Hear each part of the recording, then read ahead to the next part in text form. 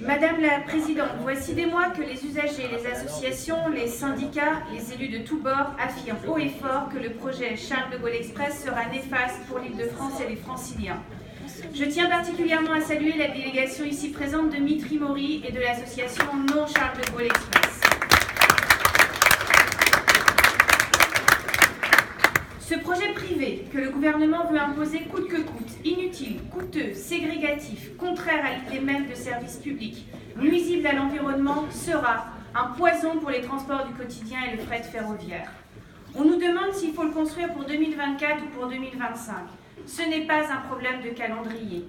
Quel que soit le scénario et les dates retenues, ce sera une catastrophe pour près de 2 millions d'usagers des RER B, D, des lignes de Transilien K ou P.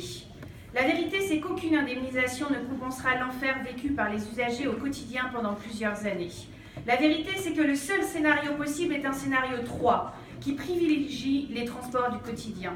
C'est-à-dire un scénario qui consisterait d'abord à abandonner définitivement le Charles de Gaulle Express, qui consisterait ensuite à accélérer fortement les travaux de modernisation du RER B, ses infrastructures, son matériel roulant, dès maintenant et pas après 2025, ce qui permettrait en plus d'augmenter les trains directs, qui consisterait aussi à réaliser le bouclage ferroviaire du RER B entre Mitriclé et l'aéroport Roissy-Charles de Gaulle, qui consisterait enfin à réaliser la ligne 17 Nord du Grand Paris Express avec un tracé alternatif contournant le projet inutile d'Europa City.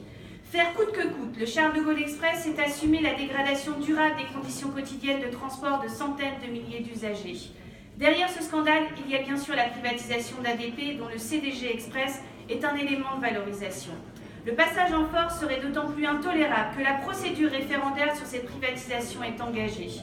Nous avions nous-mêmes demandé une consultation démocratique sur le CDG Express et sur la privatisation d'ADP. Cette exigence de démocratie est immense chez nos concitoyens. Elle doit être entendue.